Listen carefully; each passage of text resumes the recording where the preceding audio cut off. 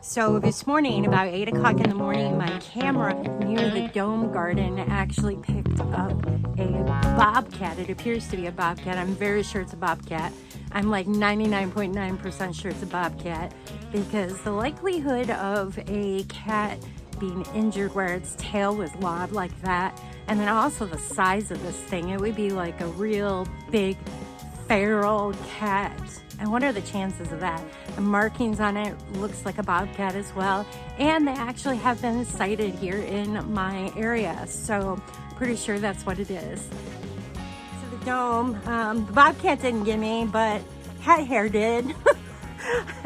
And that's okay. I'm just excited to see what I did this morning. I'm scared too, because I have cats that do a great job keeping critters at bay, and I really hope it's not going to be a problem. But I also can't help but think, how long has the bobcat been actually in my property? And I just didn't know, because the camera, this particular camera is new.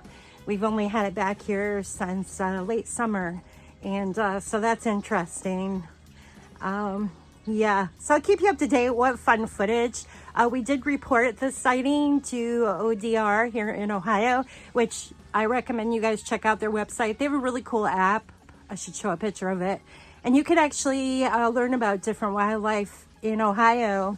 And I'm sure other states have too, but ours is pretty cool. And so, yeah, my son got on there and reported it this morning, just so we know. Now, it looks like, according to the map, there has actually been bobcats in my county since 2022. So that's interesting. That makes me wonder, how long have they been walking through and I just didn't know it, which is cool too, because one thing I did find about the bobcats is that they don't like people usually, what I'm reading, and that's probably why I don't see them. They like to stay hidden, which is kind of like a wild cat. If you have feral cats, they kind of act like that too. Probably the same type of habits. Except one thing I am reading, these bobcats in Ohio can live up to 12 years, and they also can get anywhere from 11 to 30 pounds, which is kind of concerning. The one that we saw looks like the medium-sized fox we keep seeing back on the same trail. And the bobcat may be smelling that fox and the babies, although I do have some pretty fat squirrels that are around the area, because they like to get into the feed we leave out for the deer.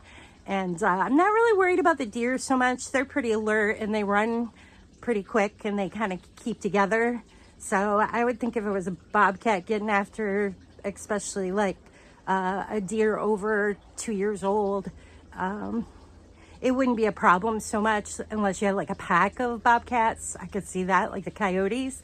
Really, the deer in our area, they should be more concerned. They're definitely more, I can't speak for the deer, but I'll tell you, they're probably more concerned with the coyote that run through the fields this time of year, and actually year round out here in Ohio. So yeah, that's cool. All right, so I'm going to turn this around. I got some cool stuff happening in the dome that I just want to make note of, and it's getting to be the happy time as we head into, I'm already looking forward to February, March, because it turns into spring in here in the dome, and I got some fun new seeds to put out here, new bulbs to put in here, and all that kind of fun stuff. So, all right, I'm gonna see if I can keep this pepper plant going.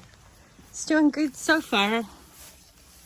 I'll give it a little of the water. It's a little dry, so I'm just gonna do a little bit, and I'm probably gonna get in here and go ahead and pick off the bright red peppers that are on this, just because I'm not sure these other ones will make it, but we'll just leave it. They don't look like they got bugs on them too much at all, really.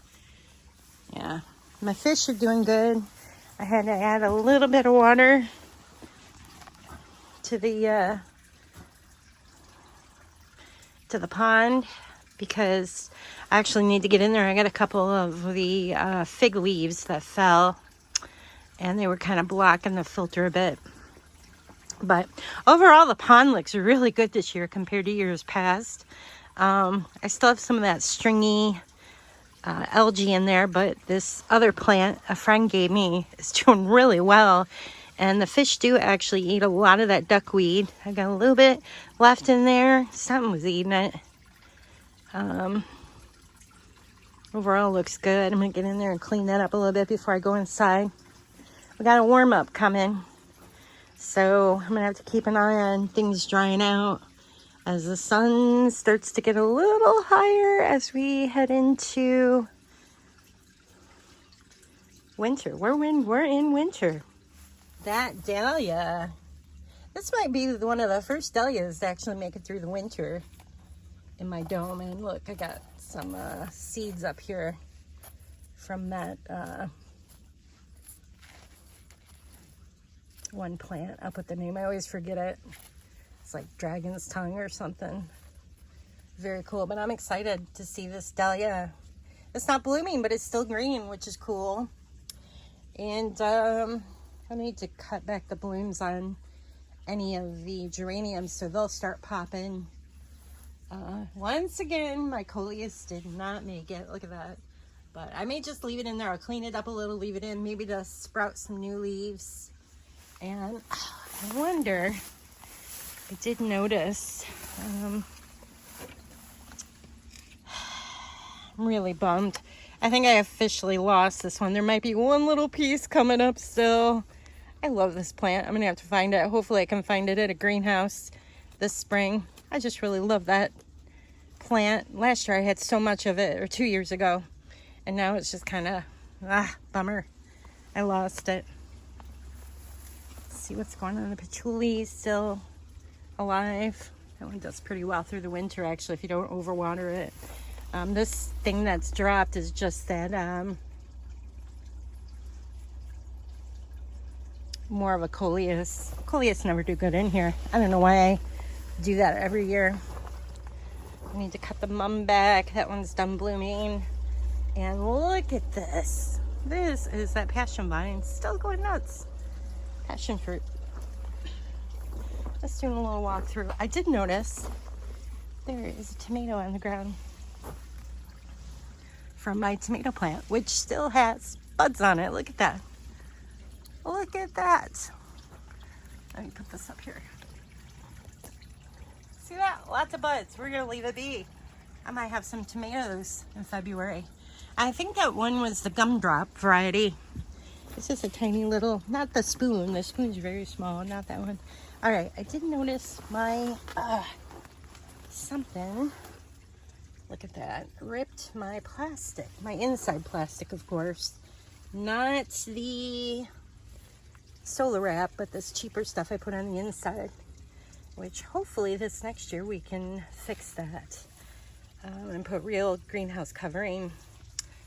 But we got some limes, lemons. Everything looks really good, actually. Really good. Oh my goodness. This fell off the plant. That one's going in with me. All right, well. Ugh.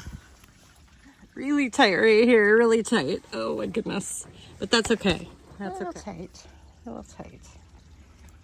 But it's getting to be that time of year. I'll be spending more time out here soon enough. And I think this key lime needs a little bit of water. Things being cleaned up a bit. Look at dead blooms. You want to prune those off. And don't overwater. That's my tip. That's my major tips here. All right.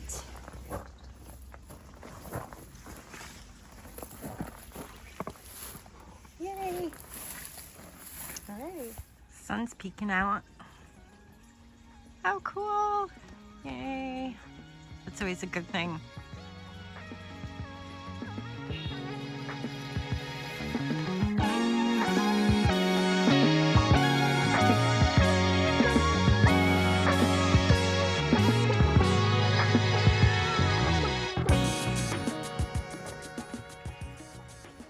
You'll want to stay tuned. Be sure to subscribe to my channel if you're watching this on YouTube. I'm also on Facebook, but you can find all that information on my website, and you know where to find that, brenhaas.com. Thanks for checking this video out, and stay tuned. Who knows, I might see another bobcat, kind of hopefully not, but but hey, could happen.